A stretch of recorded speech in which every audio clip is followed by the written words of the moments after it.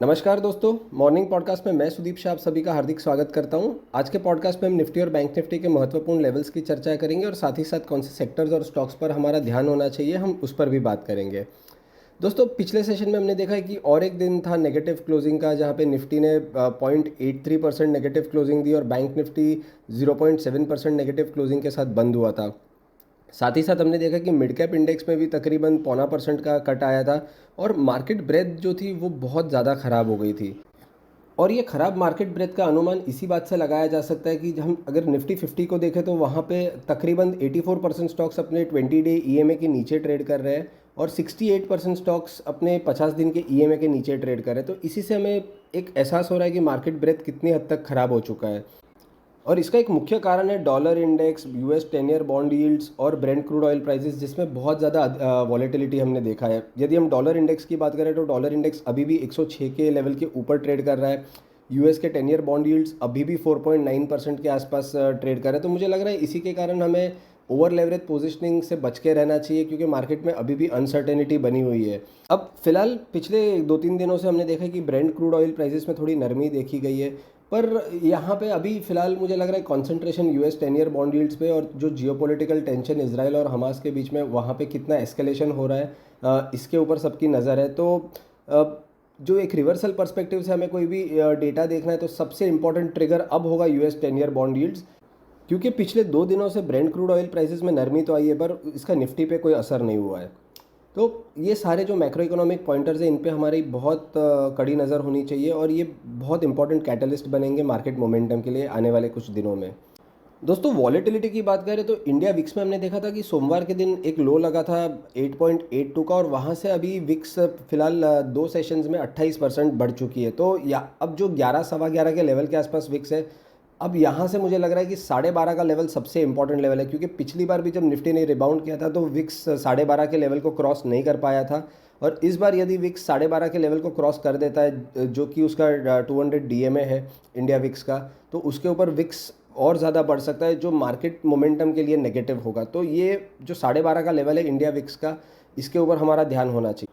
दोस्तों, Nifty levels की यदि बात करें तो हमने देखा है कि पहली बार निफ्टी ने अप्रैल 2023 के बाद अपना 100 दिन का जो एक्सपोनेंशियल मूविंग एवरेज है उसके नीचे की क्लोजिंग दी है, और इसी के साथ इंडेक्स जो अपना प्रीवियस एक स्विंग लो था ना अगस्त 31 का 19,223 का, उसके नीचे भी इंडेक्स ने बंद दिया है।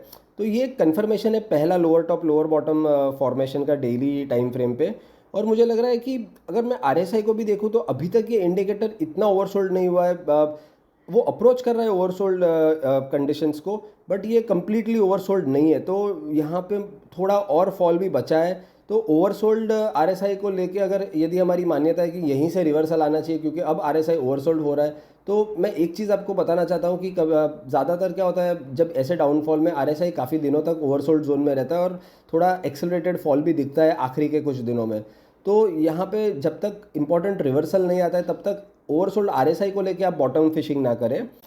और बुधवार के सेशन में हमने देखा कि निफ्टी फ्यूचर 19,150 के नीचे बंद हुआ है तकरीबन 0.7% लॉस के साथ। बट क्यूमुलेटिव ओपन इंटरेस्ट जो है करंट, नेक्स्ट और फार सीरीज़ का, वो 4% से बढ़ गया है। तो ये ओवरऑल इंडिकेशन है शॉर्ट बिल्टअप का। और निफ्टी का जो अक्टूबर सीरीज़ का अभी रोल ओवर है वो करंटली 62.9% के आसपास है।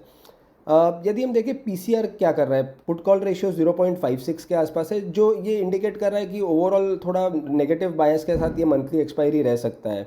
और निफ्टी लेवल्स की यदि बात करें तो मुझे लगता है दोस्तों आज के दिन में जो रेजिस्टेंस रहेगा वो रहेगा 19,150 से लेके 19,180 का।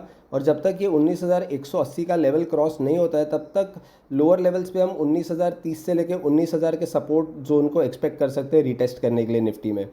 19,180 के ऊपर निफ्टी सस्टेन करेगा तो हम एक शॉर्ट कवरिंग मूव 19,230 से लेके 19,250 तक का एक्सपेक्ट कर सकते हैं एक्सपायरी पर्सपेक्टिव से। ओपन इंटरेस्ट डेटा को यदि देखें तो पुट साइड पे 19,100 और 19,000 के स्ट्राइक प्राइसेस में बहुत ज़्यादा सिग्निफिकेंट बिल्टअप हुआ है, और कॉल स्ट्राइक में 19,150, 19,200 और 19,300 के स्ट्राइक्स पे काफ़ी सिग्निफिकेंट राइटिंग हुई है। और साथ ही साथ 19,200, 19,250 और 19,300 के पुट्स में अनवाइंडिंग भी हुआ है। तो ये एक दिखा रहा है कि बुल्स अपना कॉन्फिडेंस लूज़ कर रहे हैं। और ये इसका कारण क्या है कि 19,223 का जो प्रीवियस स्विंग लो है इसके नीचे इंडेक्स ने बंद दिया है, तो यहाँ पे ये सारे पुट्स में अनवाइंडिंग देखा है। तो इसलिए मुझे लग रहा है कि आज के दिन का ट्रेडिंग रेंज रह सकता है 19,000 नीचे की तरफ और 19,180 से लेके 19,230 ऊपर की तरफ। दोस्तों बैंक निफ्टी की यदि बात करें तो बैंक निफ्टी अपने 6 महीने के लोएस्ट लेवल पे क्लोज हुआ है और 43,000 लेवल के नीचे बंद हुआ है। और ये इसका सिग्निफिकेंस क्या है कि पहली बार इंडेक्स अपना जो 200 दिन का एक्सपोनेंशियल मूविंग एवरेज है, जो एक लॉन्ग टर्म मूविंग एवरेज होता है, उसके नीचे मार्च 2023 के बाद पहली बार बंद हुआ है। क्यूमुलेटिव ओपन इंटरेस्ट यदि देखें करंट, नेक्स्ट और फार सीरीज़ का, तो यहाँ पे भी हमने देखा है कि 2% तक का डिप हुआ है और प्राइस भी नेगेटिव है। तो ये एक इंडिकेट कर रहा है कि ओवरऑल बैंक निफ्टी में हमने कल के सेशन में लॉन्ग अनवाइंडिंग देखा था। तो आज के लिए क्या लग रहा है हमें कि जो रेजिस्टेंस जोन हो सकता है वो 43,000 से लेके 43,200 का रेजिस्टेंस जोन हो सकता है। और जब तक 43,200 क्रॉस नहीं होता है तो इंडेक्स लोअर लेवल्स पे 42,400, 42,450 का जोन रिटेस्ट कर सकता है, जो कि 50% का फिबोनाची रिट्रेसमेंट है। ये पूरे अपमूव का 38,600 से लेके, जो कि मार्च 2023 में था, वहाँ से लेके 46,300 सितंबर 2023 का हाई। कोई भी फॉल यदि 42,400 के नीचे सस्टेन करता है तो यहाँ पे हमें सेलिंग प्रेशर बढ़ते हुए दिख सकता है और वो 42,000 तक के भी लेवल्स को बैंक निफ्टी रिटेस्ट कर सकता है। अब सबसे इंपॉर्टेंट चीज़ कि रिवर्सल पर्सपेक्टिव से हमें क्या स्पॉट करना चाहिए। रिवर्सल पर्सपेक्टिव से हमें ये स्पॉट करना चाहिए कि एक तो पहला लेवल जो बैंक निफ्टी को क्रॉस करना होगा वो है 200 दिन का डीएमए 43,200 के आसपास। इसके ऊपर बैंक निफ्टी को कम से कम 2 सेशंस बंद करने होंगे, तब जाके हम एक शॉर्ट कवरिंग मूव 43,600, 43,700 तक का देख पाएंगे। अब सेक्टर्स की बात करते हैं कि कहाँ पे लॉन्ग बिल्टअप, शॉर्ट बिल्टअप हमने कल के सेशन में देखा था।